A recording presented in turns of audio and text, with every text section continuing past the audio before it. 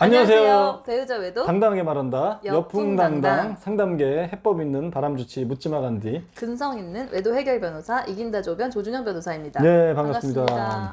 근성에 대해서 제가 오늘 할 말이 있어요. 근성? 예. 네. 최근에 두 건을 연달아 받았는데 1심에서 부정행위가 이제 1년 미만인데 3천만 원이 나온 거예요. 청구한 그 전액이 나왔는데 그럼 약간 높게 나온 거거든요. 포기한 게 아닌데? 그러니까 아예 뭐 답변서를 제출 안 답변 하거나. 막 자기 책임 없다 깎아달라 이렇게 했는데 오히려 그게 더 괘씸죄가 돼가지고 3천만 원이 나왔는데 이거를 이제 그렇게 판결이 조금 일반적인 경우보다 높게 나오면 피고들이 항소를 해요. 그럼 이제 2심이 또 진행되는 거예요. 그래서 2심이 또 한 6, 7개월 걸리거든요. 그래서 그 과정에 또 이제 비슷한 사건이 또 이렇게 그렇게 연달아서 항소를 했는데 두 건 다 또 하루 차이로 기각을 받았어요. 그러니까 항소가 기각된 거는 1심이 정당하다라는 판결을 그렇지. 확인을 받아서 이제 그게 최종적으로 확정이 된 거죠. 끝난 거네. 네, 끝났어요. 3천 나오기 쉽지 않은데. 네. 그 청구가 3천이지 보통은 한 1,500에서 2,000 네. 정도 나오는 게 네. 평균치인데. 네. 그것도 판사들 또 잘 만나는 것도 판사도 좀 잘 만나야 돼요. 그리고 아니, 네. 그렇죠. 아니 이제 변호사를 잘 만나야지. 이긴다 조변님을 만났어. 그리고 우리 한 건, 스스로 그 중에 한 자화자찬. 건은 변호사가 이건 3천, 그 피고 쪽 변호사가 이거는 3천이 나올 수 없는 사안인데 그러니까. 3천이 나와서 이건 내가 돈 안 받고 항소해주겠다 이러면서 항소를 해준 거예요. 그렇죠, 그렇죠. 너무 화나지 않아? 왜 그렇죠, 변호사가 그렇게 당사자들 일에 그러니까. 적극적으로 개입해가지고 원고를 막 고통스럽게 하는지 모르겠는데 그게 다 이제 증거로 나왔거든요. 그러니까 그렇죠. 증거를 보내주셨거든요, 원고분들이. 그렇지. 하여튼 그렇게까지 변호사가 말이 안 되는 사안이라고 했지만 그렇죠. 우리는 항소 기각 받아서 이제 마무리 지었어요. 그러니까 이제 승소를 한다든지 뭐 배상 금액을 많이 받는 어떤 그 포인트가 있다고. 그거는 이제 네. 이쪽에 좀 특화된 그 변호사 선임을 잘하셔야 되는 거죠. 그러니까 그 변호사의 역량이 굉장히 중요하고. 네. 두 번째는 증거력. 네. 증거력이 어느 정도냐. 맞아요. 확실한 증거를. 네. 그리고 이제 세 번째가 모아야죠. 이제 판사의 성향도 좀 가미가 되는 것 같고. 맞아요. 네. 뭐 이렇게 이제 바람을 핀 기간 이런 것도 좀 중요한데 그건 아주 중요한 건 아닌 것 같고 네. 기간이나 뭐 이런 것들은 그리고 뭐 상간녀의 태도도 그다지 네. 아주 뭐 영향을 많이 미치는 것 같지는 않아요. 네, 맞아요. 일단 판사가 뭐 여자냐 남자냐도 사실 그렇게 중요한 것 같지는 중요한 거 않아요. 같잖아. 그 아내분들은 여자면은 조금 더 나의 심정을 잘 헤아려 주지 안 그럴 수도 않을까 있고. 이렇게 하는데 그렇진 않아요. 더 깐깐한 판사가 네. 있을 수 있죠. 오히려 나이 많으신 좀 남자 판사님이 사안을 이렇게 딱 보고 이거는 피고가 너무 심했다라고 해서 막 아주 높은 판결을 내려주시는 경우도 많고. 그렇죠. 네. 아니 또 판사 중에 또 바람 피고 있는 판사들은 맞아요. 그런 경우는 이제 왜 그런 거 가지고 그러냐. 왜 이거 뭐 한 500 이렇게 판결 내고 이런 경우 있다니까. 나는 그거 바람 피고 있다고 보는 거지. 네. 판사 자기가 맞아요. 아니면 바람둥이거나 그리고 몇 번 피워봤거나. 피고가 뭐 업소녀일 때 아니 업소녀를 상대로 이렇게 업소녀도 판결 나오거든요. 그럼요. 근데 업소녀를 상대로 이렇게 청구를 해도 되는 거냐 막 이런 판사님도 있어요. 대놓고. 지가 없어 다니는 판사지. 다니는 지가 거죠, 없어 다니는 판사니까. 아니 제가 상담하다 보면 저는 네. 수많은 가끔은 유명인들도 있었고 네네네. 근데 판사도 가끔 있었어요. 그렇죠. 판사 아내분이 네. 오셔가지고 사실 자기가 창피한데 이거 남편 직업을 말해 그러는데 판사라고 이렇게 얘기한다고 그런 경우 있다고. 맞아요. 법조인들도 많아요. 변호사 같은 경우는 굉장히 많고 변호사 많고 검사도 좀 있고. 네. 많습니다. 어쨌든 전문직 많아. 네. 의사는 엄청 많고 네. 의사가 제일 많지. 의사 많죠. 그럼 나중에 이제 전문직 특집을 한번 해야 되겠어.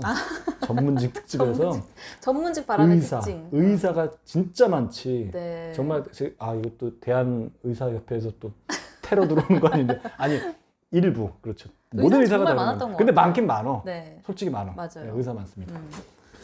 자 오늘의 주제는 그 아내 이제 바람을 좀 다루려고 하는데 이제 바람 피운 그 아내가 이제 우울증. 네. 그러니까 이제 자기가 우울증이라고 얘기를 하는지 안 하는지 모르겠지만 어쨌든 저하고 상담하는 그 수많은 남편분들이 저는 이제 남자분들도 상담을 하니까 바람 네. 피운 그 아내를 둔 남자분들을 상담을 하는데 네. 자기 아내가 우울증이었다는 거야. 지금도 우울증이라는 거야. 그러니까 자꾸 이 바람을 우울증과 연결을 지으시는 분들이 굉장히 많더라고. 네. 그래서 우울증이라고 자꾸 얘기를 해요. 네. 그러니까 우울증에 걸렸다? 아내분이? 진짜부터 우울증 약도 먹고 있다 그래요. 그러다가 우울증 때문에 바람을 그러다가 바람도 난 거고 지금도 뭐 우울증 약 계속 먹고 있다. 그래서 건드리지 못하더라고 아내를. 네. 그러면 뭐야? 이게 어쩔 수 없이 우울증 때문에 이 사람이 그런 거다. 네. 근데 저는 이제 단호하게 얘기하지. 제가 원래 좀 이렇게 단호하게 저는 기면 기다 아니면 아니다. 이렇게 네, 정확하게 네, 네. 이야기하는 사람이니까 네. 저는 이렇게 뭉뚱그려서 하진 않아. 선과 악이 분명하지. 그게 좋지 뭐. 너 뭉뚱그리는 거야. 일반 상담센터들 대부분의 상담사들 보면은 서로 노력하십시오. 네. 아내분도 문제가 있을 겁니다. 내면을 들여다보고 싶어. 뭘 들여다봐? 내면 들여다보면 뭐가 나와? 지금 불 났는데 불부터 꺼야지. 그렇죠. 왜 내가 명상하고 있냐는 얘기지. 저는 그런 추상적인 거 굉장히 싫어하기 때문에. 이거는 전 단호하게 얘기합니다. 우울증? 아니다. 이거는 가짜다. 그래서 오늘의 주제는 바람 피우고 있는 아내가 만약에 우울증을 호소한다든지 네. 전부터 우울증 이거 가짜 우울증이다. 우울증도 이게 진짜가 있고 가짜가 있거든. 그렇죠. 예. 내가 우울을 핑계로 외도를 한다는 건 거짓말이다. 아니 꼭 그건 아니야. 우울증을 핑계 삼는 건 아닌데 네. 본인이 우울한 게 있기는. 그렇죠. 네. 근데 그 아내조차도 이 우울증이 진짜인지 가짜인지 모르는 거죠. 근데 제 눈엔 그게 보이지. 워낙 이걸 상담을 많이 하고 오랫동안 제가 또 약간 또 이 통찰력이 좀 있으니까 네네네. 그래가지고 이제 이게 왜 우울증이 왜 가짜냐 네. 그걸 한번 얘기를 하고 싶은데 이거 약간 좀 색다른 거죠. 오늘 좀 다루는 거는 흥미롭네요. 네. 일단 우울증이라는 게 뭐냐. 우울증은 다 싫어야 돼. 진짜 우울증은 진짜 먹고 자는 것도 싫어야 돼. 네. 그 잠도 안 와 우울증. 네. 아예 깊은 잠을 아예 몰아서 자버리든지 잠도 안 오고 세상에 모든 의욕이 없는 거예요. 네. 삶의 의욕이 없는 거야. 네. 그래서 우울증이 극대화되면 이제 자살로 치닫잖아요. 네. 근데 이제 동반 자살도 많이 하잖아. 네. 뭐 남녀가 만나도 동반 자살하러 가는 경우도 있잖아. 네네네. 진짜 자살하러 가는 거야. 그때 아무리 나랑 동반 자살하러 번개에서 만난 거지. 이제 자살 무슨 그런 카페 같은 데서 몰래 맞아. 커뮤니티에서 몰래 만나가지고 이제 했는데 둘이 만난 거야. 가. 이 여자가 아무리 미인이야. 네. 성관계를 하겠냐는 얘기야. 죽으러 가는 마당에. 아무것도 대화가 잘 통하는 게 무슨 의미가 있는 얘기야. 호텔 방에 둘이 같이 있다가 거기서 자살하는 경우 연탄불 있잖아요. 피우고 죽는다든지 네. 뭐 약 먹고 죽는다든지 죽잖아요. 둘이. 깨끗이 죽는단 말이지. 그러니까 네. 우울증에 걸리면 이성도 싫어야 돼. 네. 뭐 내가 만약에 여자면은 진짜 남자도 싫어야 되고 다 네. 싫어야 되는 거거든. 네네네. 세상이 다 싫어요. 부모도 싫고 가족도 의미가 없고 삶의 의미가 아예 없는 거니까. 그러니까 의미를 못 찾다가 이게 확 가라앉아가지고 다운돼가지고 있다가 자살로 가는 경우가 많은 거지. 이제 네. 이게 치료가 안 되면. 네. 그리고 뭐 직장도 잘 못 다니고 네. 여러 가지. 근데 바람이 났다. 이게 매칭이 안 된다는 얘기예요. 일단은 깊은 우울증에 걸려서 모든 만사가 다 귀찮고 심지어 뭐 남자건 여자건 바람은 당연히 귀찮은 거고 네. 이렇게 만남조차 귀찮고 대화하는 것조차 귀찮은데 왜 바람이 나냐고. 그 사람은 왜 신나가지고 삶의 의욕이 없는데 이 사람만 만나면 막 기분이 좋아진다. 그러니까. 이거는 우울증이 진짜 우울증이 아니라는 아니지. 거죠. 아니 그래서 실질적으로 그 남편분들이 이렇게 그래서 증거를 뭘 봤습니까? 그랬더니 뭐 자기가 차에다가 이렇게 블랙박스를 봤다는 거야. 또는 녹음기를 설치했는데 나왔대. 네. 그래서 아내 목소리가 우울증에 걸린 목소리입니까? 그 상간남이랑 나누는 대화가 어떻습니까? 그랬더니 이런 목소리는 생전 자기한테는 맨날 묵뚝뚝해야 하는데 무슨 코맹맹이 소리가 나고 이게 그렇죠. 아우 자기야 그래 밥은 먹었어 자기랑 있을 때 너무 좋다 아유 무슨 그런 소리가 막 네. 자기는 평생 들어보지 자기 그 목소리는 진짜 결혼하기 전에 20년 전에 그때 한창 연애할 때 그때 들었던 목소리라는 거 그때 몇 번 들었대 그때 스쳐 지나가듯이 그렇죠. 네. 와 자기랑 있을 때는 절대 그런 목소리 안 나는데 어디서 이딴 목소리 나는지 모르겠다는 아니 그거는 삶의 의욕이 충만한 목소리잖아 여보 자기야 왜 또 여보 그러냐고 자기 여보는 여기 있으면서 그게 무슨 우울증이냐는 그렇죠. 얘기야. 우울증이라고 보긴 좀 어렵죠. 그래 네. 그러면서 나한테 얘기하기로는 그 남편분이 근데 아내가 우울증 먹고 있다는 거야. 그 전부터 먹었고 그래서 내 아내가 이 우울증 걸려서 이렇게 된 거라는 얘기예요. 네. 아니지 그거는 불륜에 처했을 때 그래 여보 막 이러는 건 어떤 삶의 의욕이 너무나도 충만해 너무 기쁘고 이제 쾌락 중추가 자극되고 막 도파민이 나오고 에너지가 충만한 거잖아. 네. 조증이란 얘기예요. 우울증이 아니라. 네. 그러니까 이거는 이렇게 정의 내릴 수 있는 거지 우울증이 아니다. 조울증이 차라리 맞다. 차라리 굳이 한다면 조울증. 조울증. 네. 근데 조울증도 우리가 일반적인 조울증이 아니라 네. 선택적 조울증. 네. 이게 선택적인 선택적 이게 잘 조울증. 분석을 해야 되는데 상간남을 만날 때는 조증. 네. 집에 있을 때는 우울증. 이거야 이거. 그거는 정말 진단명에 이거는- 따른 그 조울증은 아닌 것 같아요. 이거는 의사분들도 이건 이렇게 분석해내지 못합니다. 네. 이거 전 단언해. 이건 정신과 의사분도 이거 분석 못. 제가 심지어는 뭐 가끔은 뭐 정신과 의사분도 저한테 상담을 하러 오니까 좋죠. 자기 배우자가 지금 바람 났는데 정신과로 해결될 게 아니거든. 그러니까 이거는 선택적 조울증이다. 그렇죠. 네. 진짜로 뭐 만사가 다 귀찮은 우울증으로 가면 그렇게 막 여봉 막 그러고 막 상간남이랑 신나가지고 그 상간남 만나러 가는 길에 막 콧노래가 절로 나오고 막 옷 차려입고 이쁘게 꾸미고 그렇게 나가가지고 또 둘이 그렇게 뭐 또 성관계도 하고 그 집에 또 머물면서 그렇게 시간 가는 줄 모르고 애도 네. 눈에 안 들어올 정도로 그렇죠. 그건 조 아니냐 조. 그건 쾌락 증세 자극돼서 고양돼 있는 거다 기분이 네. 굉장히. 그러다가 집에 와서 또 남편이 있을 때는 괴로워하고 우울증에 먹으면서 우울증을 괴로워. 네. 그러니까 이거는 선택적 조울증. 예, 불륜일 때는 고양됐다가 집에 있을 때는 다운됐다가. 이게 우울증이라고 단정하면 문제가 부정행위에 대한 제대로 된 대처를 해야 되는데 아내가 우울증이니까 네. 내가 섣불리 어떤 조치를 하면 네. 극단적인 선택을 할까봐 그렇죠. 아니면 더 악화될까봐 그렇죠. 쉽게 조치를 못 맞아요. 하시잖아요. 맞아요. 그게 문제인 것 같더라고요. 맞아. 그리고 네. 첫 번째는 그것 때문에 못하고 두 번째는 이 우울증 때문에 벌어진 거기 때문에 네. 이 우울증 때문에 내가 어떻게 하지 못하는 거야. 네. 이 우울증 걸린 사람을 어떻게 내가 이 우울증 때문에 그런 거니까 네. 이 사실의 본질이 그 남자 때문에 벌어진 건데 네. 이 우울증 때문에 그러니까 원인에서 착오가 생긴 거지. 그렇죠. 원인에서 네. 착오가 생겨서 헷갈리는 거지. 네. 그래서 헤매기 시작하는데 수많은 우울증을 호소했다는 그 바람 피고 있는 아내를 제 조언대로 해서 상간남 쳐내고 박살냈을 때 자살로 이런 경우 단 한 건도 10년 동안 본 사례가 맞아요. 없어요. 네, 맞아요. 안 죽습니다.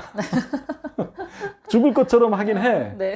자해를 하더라도 남편 보는 앞에서 해요. 절대 안 죽는데. 아니면 남편이 달려오기 뭐 누군가가 달려오기 쉬운 정도 시간대로 이렇게 뭐를 손목을 거도 피가 보이는 데서 이렇게 빨리 지가 알아서 뭐 경찰도 부르고 뭐 이제 의사도 부르고 네. 응급실 부르고 119 부르고 그렇게 합니다. 네. 아 근데 이게 웃을 일은 아닌 게 그 보이기 위해서 그 상대방 남편한테 보이려고 자살 시도를 하는 경우가 진짜 종종 있는데 실제 죽진 않는데 그렇죠. 그것만으로도 이제 남편분들은 힘들지. 약간 트라우마가 트라우마가 생기니까 생기죠. 그러니까 그런 것도 그렇죠. 좀 조심하긴 해야 되긴 하더라고요. 근데 근데 어쨌든 그거를 좀 이제 강화시켜주면 안 되고 네가 이렇게 우울하고 네가 이런 행동을 보이니까 내가 좀 잘 그렇죠. 맞춰줄게라고 하면 안 되는 거고 하면 안 되는 거죠. 오히려 대응을 딱 해버려야지 그렇죠. 아내의 증상도 좀 완화가 그렇죠. 되고 더 극단적으로 안 가게 되는 그러니까 거죠. 무슨 얘기냐면 이거 진짜 우울증이 아니기 때문에 네. 이게 상간남을 만날 땐 조증으로 갔다가 남편 만날 때만 우울증으로 가는 거거든요. 그래서 이거를 이제 상간남을 쳐내면 이제 우울밖에 안 남잖아. 그렇죠.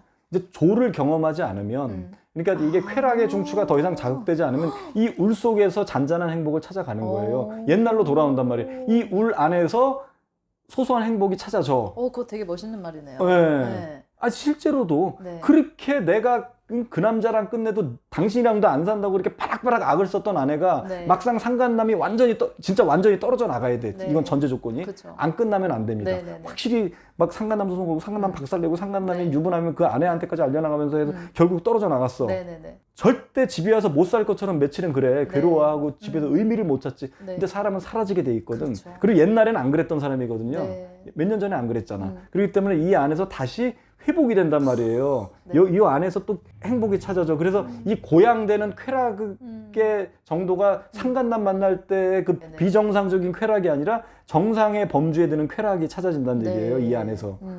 이제 정상화된 거지. 중독에서 벗어났던 얘기지. 사람이 어떻게든 이제 적응을 하기 때문에 내가 그럼. 처음에는 상간남이 없는 그 상태를 견디기 힘들고 더 고통이지. 악화되는 것 같이 그럼. 보이더라도 일단 그럼. 그 단계에서 이제 내가 나가지 못하도록 울타리를 딱 쳐주면 그 안에서 이제 그렇죠. 스스로 이렇게 그럼. 생존하는 법을 찾고 그럼. 오히려 그게 더 장기적으로 보면 아내분의 상태나 가정 회복을 위해서 그럼요. 더 좋은 방법이 된다는 거죠. 우리가 네. 젊었을 때 누구나 다 깊은 연애를 했다가 뭐 우리가 서로 시들시들해서 헤어진 게 아니라 어쩔 수 없이 헤어지게 되면 너무나 고통스럽고 내가 네. 차이거나 그러면 못 살 것 같잖아. 세상 무너지잖아요. 네. 심지어 기르는 강아지가 좀 그런 것 같은데 한 10년 길러 강아지가 죽은 거야.